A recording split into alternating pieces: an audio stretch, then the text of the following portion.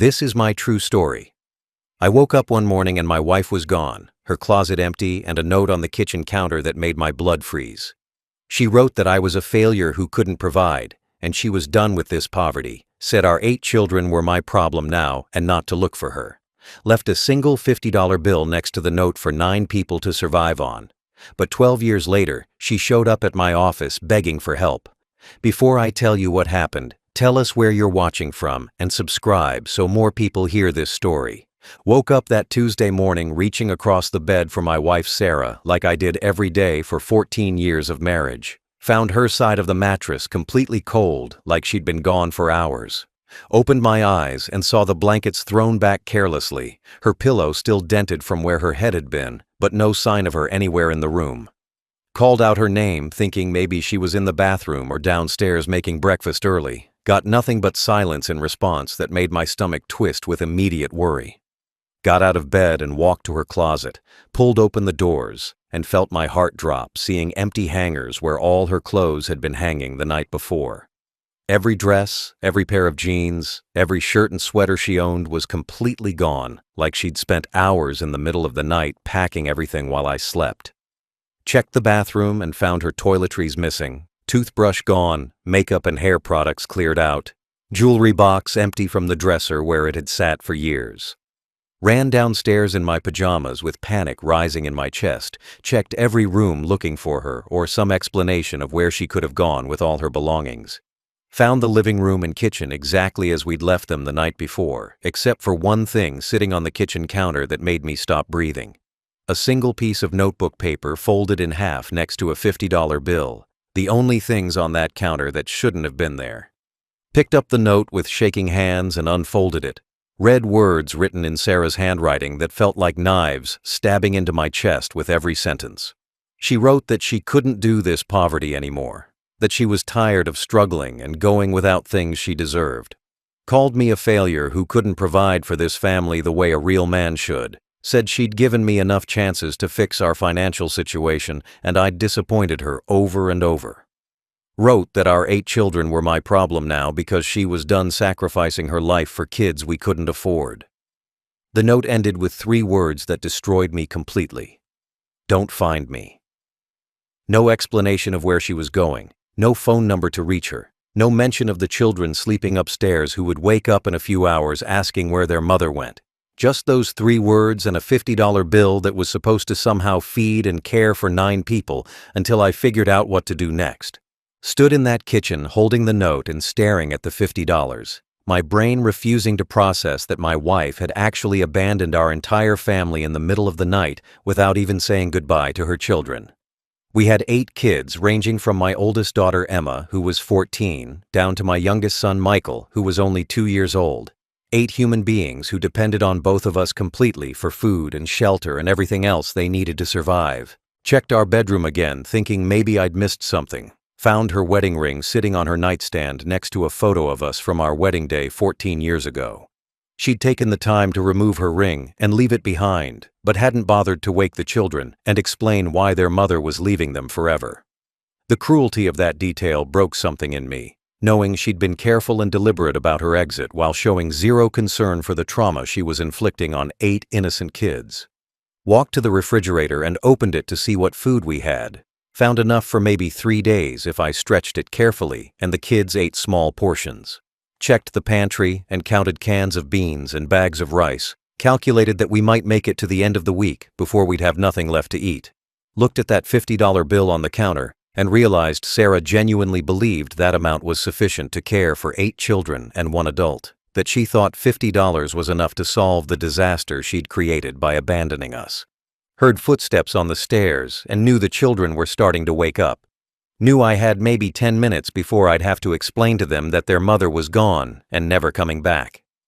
My construction business had collapsed completely 6 months before Sarah abandoned us. Debts piling up faster than I could manage them, after 3 major clients went bankrupt and stopped paying for work I'd already completed. Spent everything we had in savings trying to keep the business alive and pay my workers their salaries. Took out loans against our house thinking I could turn things around if I just had enough time.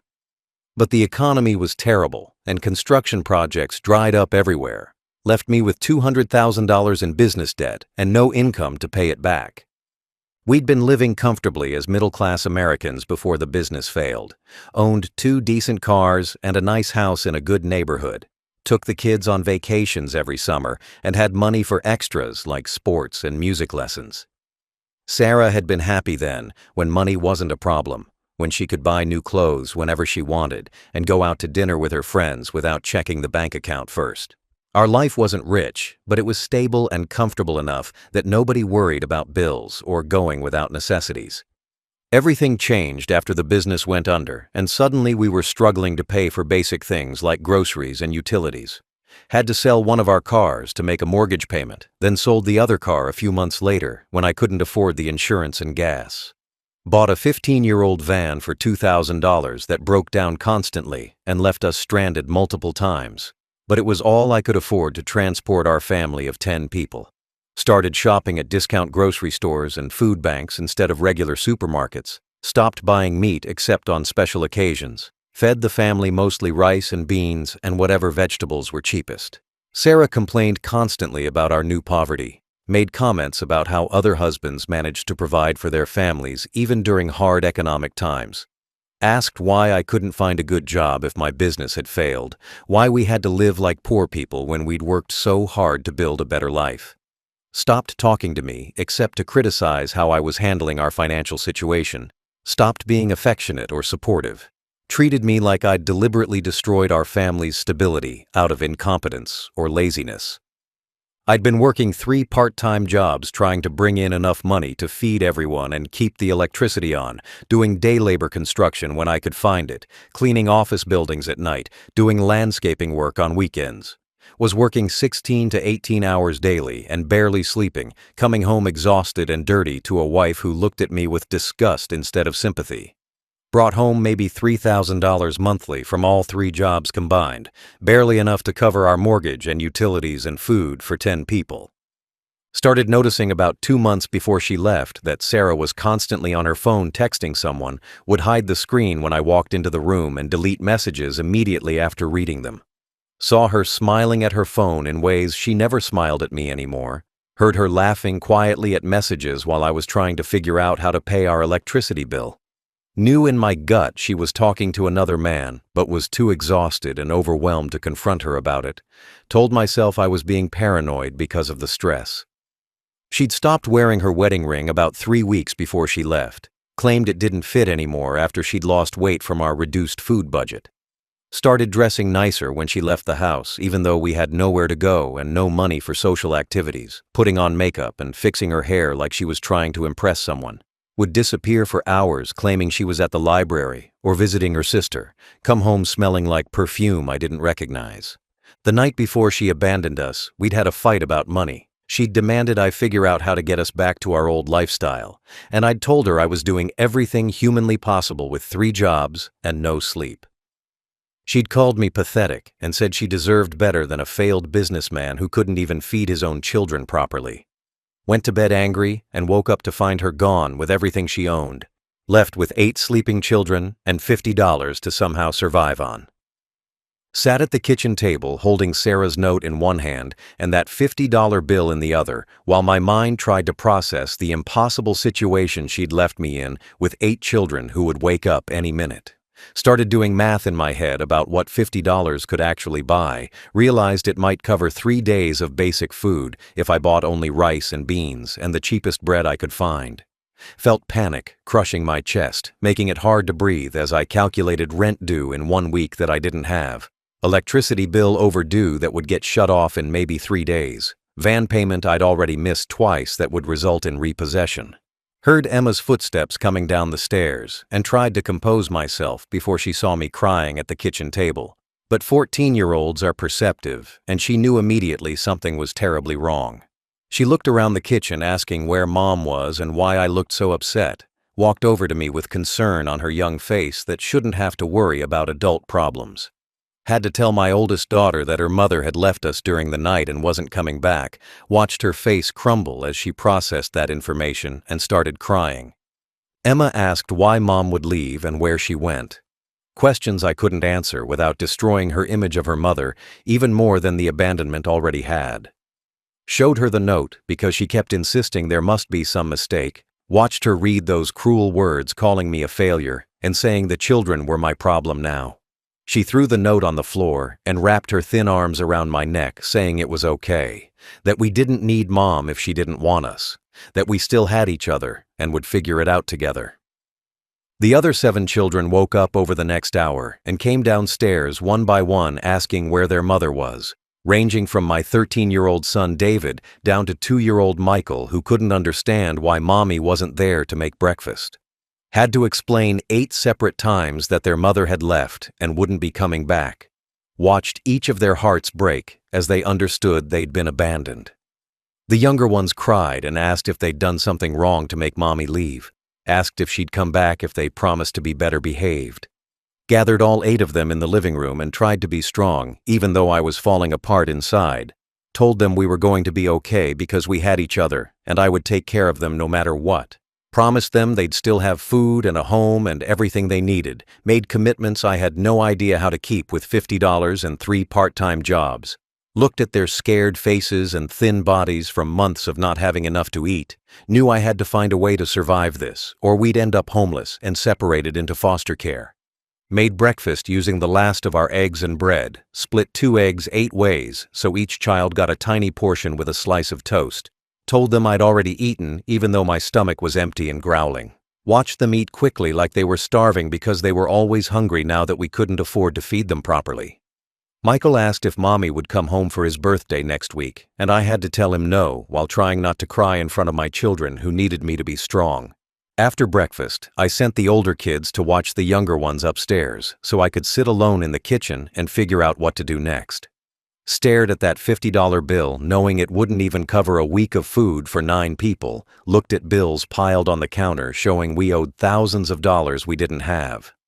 Started making a list of food banks and churches that offered free meals, places where we could get help without too much shame or paperwork. Called my 3 jobs to explain I needed a few days to handle a family emergency. Prayed they wouldn't fire me for missing shifts when I desperately needed every dollar they paid. Realized Sarah had timed her abandonment for maximum damage, leaving right when rent was due and utilities were about to be shut off. Leaving when our food was almost gone and I had no money to replace it. Spent the next 2 weeks performing miracles with that $50 through desperate strategies and swallowing whatever pride I had left to keep my children fed. Used $30 for rice, beans, pasta, and the cheapest canned vegetables I could find at a discount grocery store. Bought day-old bread from a bakery that sold at half price. Made huge pots of rice and beans that we ate for every single meal. The remaining $20 went to keeping enough gas in the van to get me to work and back, since losing transportation would mean losing all 3 jobs. Found a food bank attached to a church 2 miles from our house that gave out groceries twice a week to families in need. Had to bring proof we were struggling financially and fill out forms asking invasive questions about our situation. Stood in line with my children while people stared at us and I felt shame burning through my body.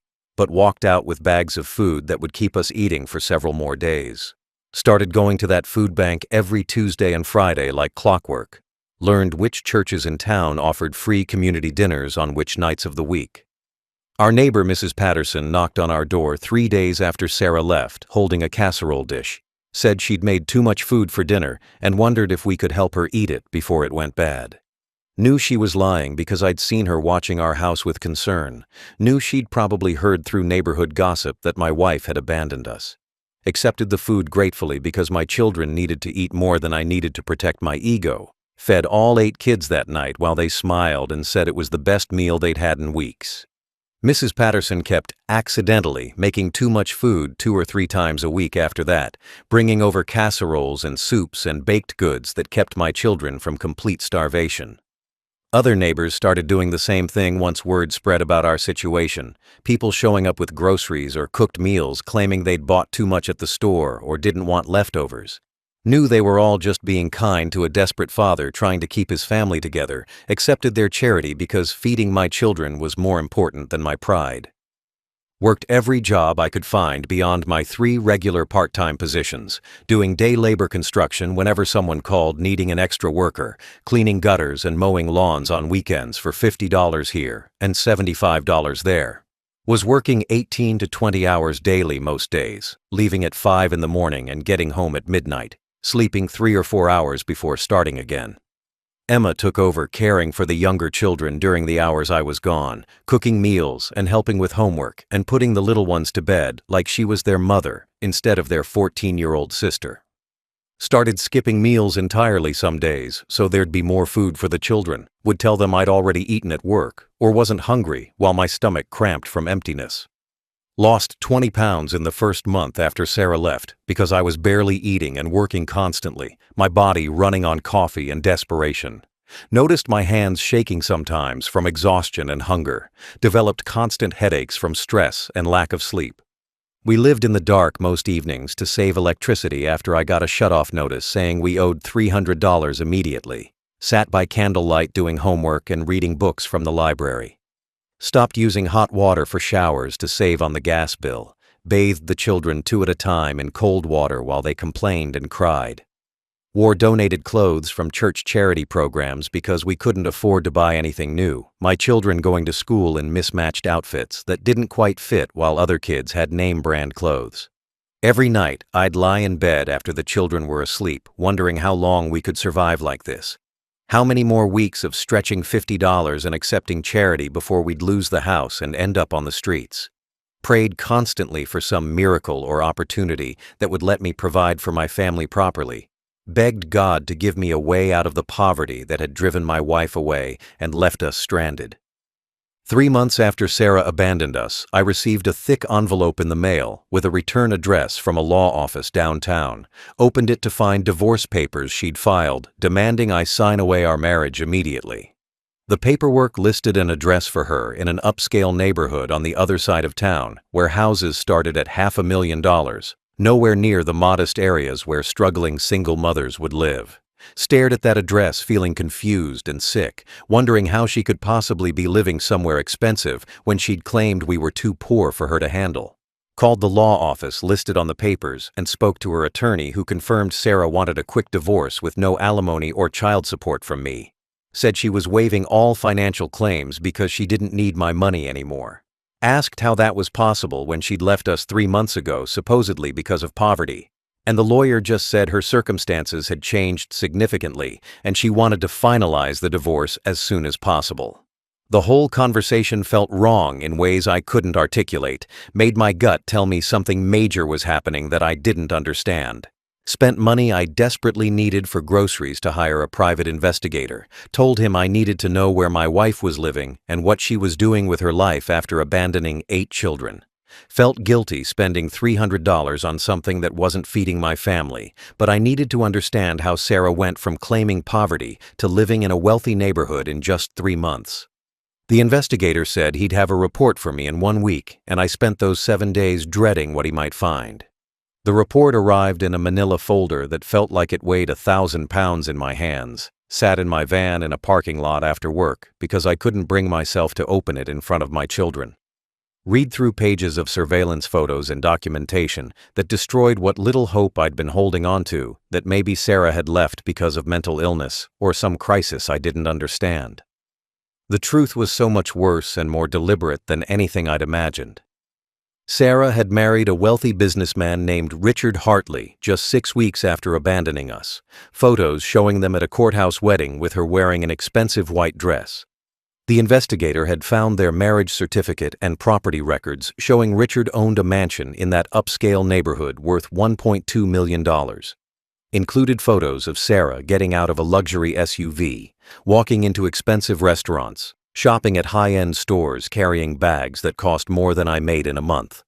The investigator had pulled Richard's financial information showing he was worth approximately $8 million from successful real estate investments, owned multiple properties and businesses across the state.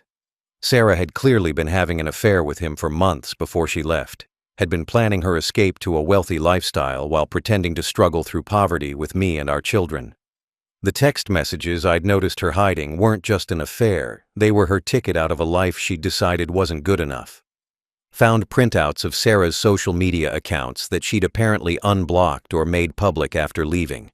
Photos of her at expensive restaurants and resorts, vacation pictures from tropical beaches, images of her wearing designer clothes and jewelry. Saw her smiling in these photos, looking happier than she'd looked in years of our marriage, living her best life within weeks of abandoning 8 children to potential starvation. The captions talked about new beginnings and following your dreams and choosing happiness, never mentioning the family she'd left behind. Read through pages documenting her new life of wealth and luxury while I was working 20-hour days and accepting charity to feed our children, while Emma was raising her siblings at 14 because their mother couldn't handle being poor. Sarah had traded her 8 children for a mansion and a pool and expensive dinners, had decided a rich man's money was worth more than the babies she'd given birth to. The cruelty of it made me physically ill, had to pull over twice on the drive home because I thought I'd vomit from rage and disgust. Arrived home and hid the investigator's report where the children would never find it. Couldn't let them see proof that their mother had abandoned them for money and a better lifestyle within weeks of leaving. 6 months into living on the edge of complete financial collapse, my phone rang with a call from James Martinez, who I'd worked with for 8 years before my construction business failed. He'd been one of my most reliable project managers before everything fell apart, someone I trusted completely but hadn't spoken to in over a year because I was too ashamed to face people who'd known me when I was successful.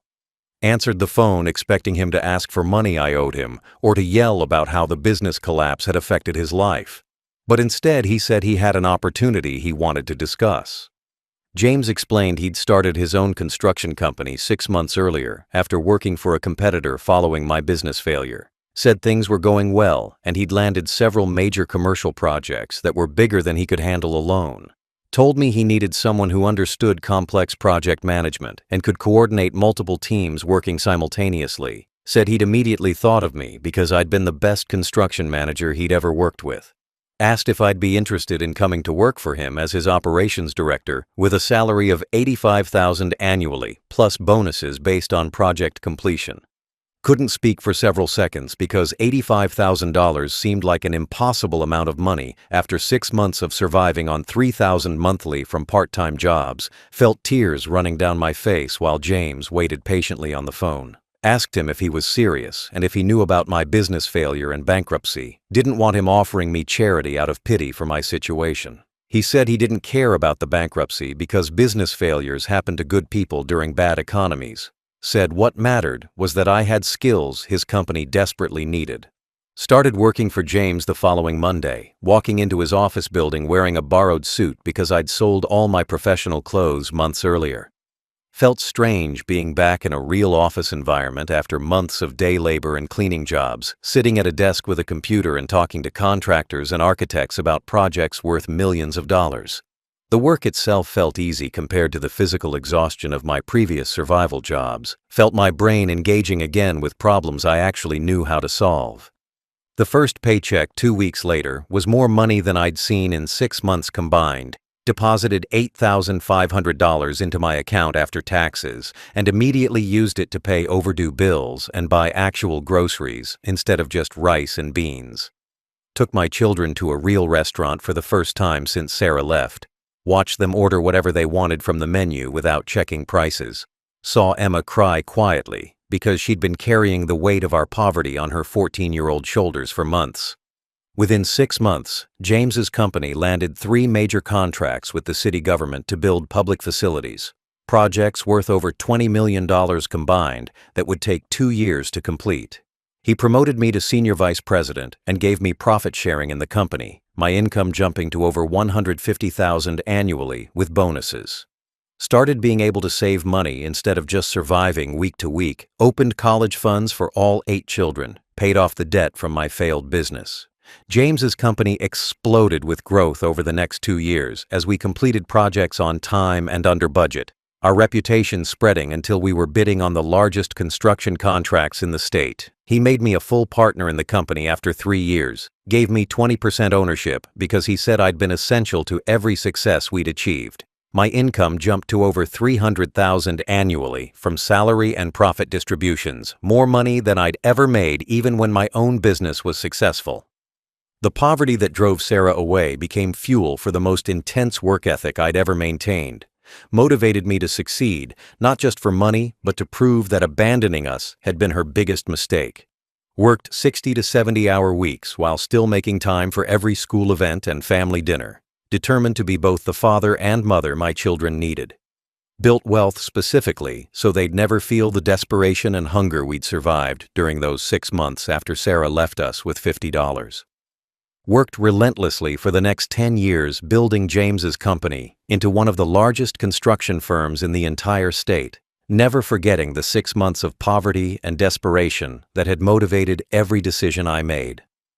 We expanded from commercial buildings into infrastructure projects, residential developments, government contracts worth hundreds of millions of dollars that employed thousands of workers.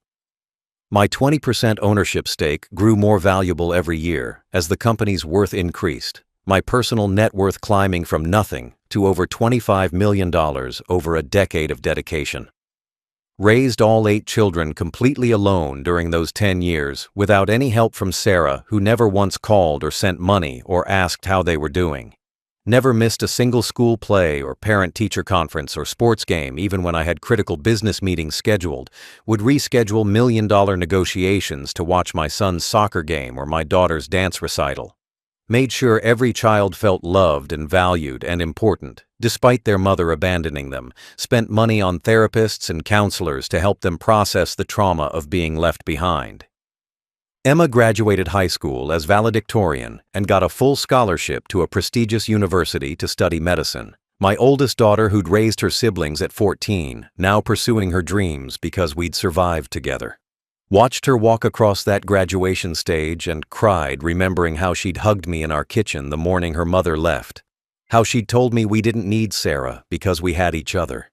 She'd been right, and I'd spent 10 years proving it.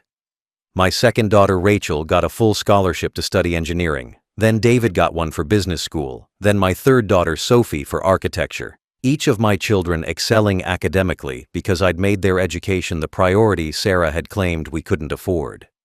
Paid for SAT prep courses and college application fees and everything they needed to compete with kids from wealthy families, refused to let poverty define their futures. The younger 4 were still in school, but all tracking toward similar success, all maintaining high grades and participating in activities because they had stability and support. The construction company grew to employ over 3,000 people across 5 states, James and I expanding strategically into markets where we saw opportunity and growth potential. We'd become known for quality work delivered on time and budget. Our reputation so strong that clients competed to hire us for their most important projects. My personal wealth increased year after year through profit distributions, and the rising value of my ownership stake reached $25 million in total assets by the time my youngest children were entering high school. Bought a beautiful house in an excellent neighborhood with enough bedrooms for every child to have their own space. Nothing like the cramped home where we'd struggled after Sarah left. Had a pool installed in the backyard and a game room in the basement. Created a home filled with laughter and family dinners where we all sat together every night. My children never wanted for anything they needed and got most things they wanted within reason, but I also made sure they understood the value of money and hard work. Never let them forget the 6 months we'd survived on charity and $50. Used that experience to teach them gratitude and compassion for people struggling with poverty. They all volunteered at the food bank where we'd gotten help. All understood that wealth was a privilege that could disappear quickly and should be used responsibly. Emma told me once that watching me work 3 jobs while raising them alone had taught her more about resilience and dedication than any classroom lesson could. Attended 8 separate college graduations over the years as each child completed their education and started successful careers. Watched them become doctors and engineers and teachers and business professionals. They all maintained close relationships with each other and with me. The trauma of their mother's abandonment had somehow made our family stronger instead of destroying it. We'd built something beautiful from the ashes of Sarah's cruelty, created a family bond that nothing could break. Never dated or remarried during those 10 years because raising 8 children alone took all my time and energy. Told myself I'd think about relationships after the kids were grown and independent. But mostly, I just didn't trust anyone anymore after Sarah had abandoned us. Couldn't imagine letting another person close enough to hurt my family the way she had. 12 years after Sarah walked out of our lives with her belongings and $50, my assistant Jennifer buzzed my office intercom sounding stressed and uncertain about something. Said there was a woman in the lobby claiming to be my ex-wife demanding to see me immediately, refusing to leave until I came down or agreed to meet with her. My stomach dropped hearing Sarah's name after over a decade of silence. Hadn't thought about her in months because my life had moved so far beyond the poverty and abandonment she'd left behind. Told Jennifer to have security remove her from the building because I had no interest in seeing the woman who'd abandoned 8 children to starve. But something made me change my mind before Jennifer could hang up. Realized I wanted Sarah to see exactly what she'd walked away from. Wanted her to witness the empire I'd built from the ashes of the failure she'd mocked in her goodbye note. Told Jennifer to send her up to my office on the executive floor. Prepared myself to face the person who'd destroyed my family 12 years earlier. Sarah walked into my corner office looking older and defeated in ways that had nothing to do with age, wearing clothes that were nice but not expensive, carrying a purse that was worn at the edges. She looked around at my office with floor-to-ceiling windows overlooking the city, at the expensive furniture and artwork, at the framed photos of all 8 children on my desk, showing their graduations and achievements. Saw her eyes fill with tears as she took in the evidence of the success she'd missed by abandoning us. She started talking immediately before I could say anything, words tumbling out about how she'd made a terrible mistake leaving us and had regretted it every single day for 12 years. Said her marriage to Richard had fallen apart after 5 years when he'd left her for a younger woman, that the divorce had left her with almost nothing because of a prenuptial agreement his lawyers had forced her to sign. Claimed she'd been trying to find the courage to contact me for years, but had been too ashamed of what she'd done.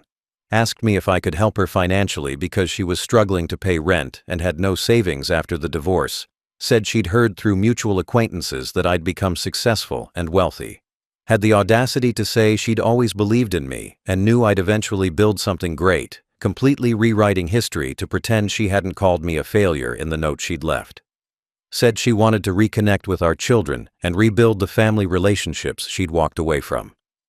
Watched her perform this speech while feeling absolutely nothing except cold satisfaction that she was suffering after years of living in luxury while we'd struggled. Let her finish talking and then told my assistant to let security know I might need them in a few minutes. Sarah's face changed when she realized I wasn't going to immediately help her, that whatever she'd expected from this meeting wasn't going to happen. Told her I wanted to show her something before we discussed anything else. Pulled up folders on my computer containing photos from the past 12 years. Showed her pictures of Emma's medical school graduation, Rachel's engineering degree ceremony, David's business school completion, Sophie's architecture license celebration. Scrolled through photos of birthday parties and holidays and family vacations, 12 years of memories she'd chosen not to be part of when she'd decided we weren't worth her time. Showed her photos of her grandchildren that she'd never met, 8 beautiful kids born to my oldest children who'd never heard their grandmother's name mentioned except as a cautionary tale. Watched her face crumble as she realized what she'd lost, all the moments and milestones and relationships that money couldn't buy back. She started crying and reaching toward the computer screen like she could touch the grandchildren she'd never know. Stood up from my desk and told her I had something for her before she left. Walked to my safe and pulled out a $50 bill I'd been keeping for 12 years, specifically for this moment. Came back and placed it on my desk between us, watched her stare at it in confusion before understanding hit her face. Told Sarah to look at that $50 bill sitting on my mahogany desk in my corner office worth more than the house we'd lived in when she abandoned us. Let her process what that money represented before I started talking. Said she'd left 9 people with exactly $50 because I was poor, and she'd decided poverty made me a failure unworthy of her loyalty or love. Reminded her how she'd written in that note that our 8 children were my problem now. How she'd disappeared in the night without saying goodbye to babies who'd depended on her completely. Walked to the wall where I kept framed photos of every major milestone in our children's lives over the past 12 years. Photos she'd seen on my computer, but needed to see larger and clearer. Showed her Emma's medical school graduation where she'd given a speech about resilience and single fathers. Showed her the photo of Emma's white coat ceremony where I'd stood as the only parent supporting her. Explained that Emma was now a pediatric surgeon at a top hospital making $200,000 annually, living a life Sarah would never be part of. Showed her Rachel's engineering degree and the photo of her winning a national design competition. Explained Rachel had started her own firm and was married with 2 children Sarah would never meet. Pointed to David's business school graduation photo and told her he was running a successful startup worth millions, that he'd specifically asked me never to tell his mother about his success because he wanted nothing to do with the woman who'd abandoned him at age 11.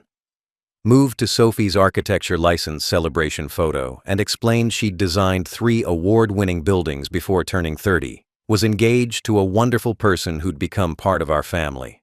Showed her photos of my 4 younger children's high school and college graduations, their scholarship awards, their achievements in sports and arts and academics. Told her every single one of them was successful and educated and happy because I'd raised them alone after she'd decided they weren't worth the inconvenience of poverty. Sarah tried to interrupt multiple times, saying she wanted to apologize to the children and try to build relationships with them, asked if I'd help her reconnect with the family she'd left behind. Told her I'd asked all 8 of them if they wanted to see their mother when I'd learned she was in the lobby downstairs, had sent a group text before bringing her up to my office. Read her their responses out loud. Emma said no. Rachel said absolutely not. David said he'd rather die. Sophie said she had no mother. The younger 4 had similar responses. None of them wanted anything to do with the woman who'd abandoned them. Explained to Sarah that she'd made a choice 12 years ago to trade her children for a wealthy man's money and comfortable lifestyle, had literally walked away from 8 kids with $50 and a note calling their father a failure. Told her I'd built a $25 million company from that poverty while raising all 8 children successfully without any help from her. Said they'd all grown up knowing their mother had valued money over them, had chosen luxury over loving her own babies. Picked up the $50 bill from my desk and held it out to her, told her this was exactly what she'd given us when she'd decided we weren't worth her time and effort. Said it was the same amount she'd thought was sufficient for 9 people to survive on, the same amount that showed how little she'd valued the family she'd created. Told her to take it and leave because $50 was infinitely more than she deserved after abandoning 8 children to potential starvation and homelessness. Sarah started begging and crying harder, saying she'd been young and stupid and scared, claiming she deserved a second chance to make things right. Told her the time for second chances was 12 years ago when she could have stayed and struggled through poverty with us, when she could have supported her husband through a business failure instead of running to someone richer. Said she'd made her choice and now had to live with the consequences of valuing money over family. Pressed the button calling security and told them to escort Sarah from the building. Watched 2 guards come in and take her arms gently. She clutched that $50 bill in her hand while crying and begging me to reconsider, but I turned away and looked out my window at the city skyline. Sarah left my office building that afternoon, escorted by security, while clutching the $50 bill I'd given her, the same amount she'd thought was sufficient for 9 people to survive on 12 years earlier. Watched from my window as she walked to an old sedan parked in the visitor lot. Saw her sit in the driver's seat for several minutes before driving away. Never saw or heard from her again after that day. She disappeared back into whatever life she'd built after her wealthy husband divorced her for someone younger and more convenient. Called all 8 children that evening to tell them their mother had shown up at my office begging for money and a chance to reconnect with the family she'd abandoned. We had a conference call with everyone on the line, including the ones who lived in different states. Discussed whether any of them had any interest in reaching out to Sarah or giving her an opportunity to apologize. Not a single one wanted anything to do with her. Emma speaking for all of them when she said the woman who'd walked out in the night with $50 wasn't their mother in any way that mattered. My children gathered at my house that weekend for a family dinner like we did once a month when everyone was in town, all 8 of them, plus their spouses and children filling my home with noise and laughter. We sat around the table I'd bought after my first big promotion at James's company, the table where we'd shared thousands of meals over the years while building the family Sarah had tried to destroy. They asked questions about what their mother had looked like and what she'd said, more out of curiosity than any real emotion about her presence in our city. David said something that night that stuck with me. told his siblings that our mother leaving was probably the best thing that could have happened to our family, even though it was traumatic at the time. Explained that watching me work multiple jobs and sacrifice everything to keep them fed and housed had taught all of them the meaning of real love and commitment. Said if Sarah had stayed, they might have grown up thinking love was conditional on financial success or comfort. But instead they'd learned love meant showing up every single day no matter how hard things got. Emma agreed and added that being abandoned by their mother had made all of them more compassionate and resilient, had taught them to value family and loyalty in ways their peers who'd had easy childhoods couldn't understand.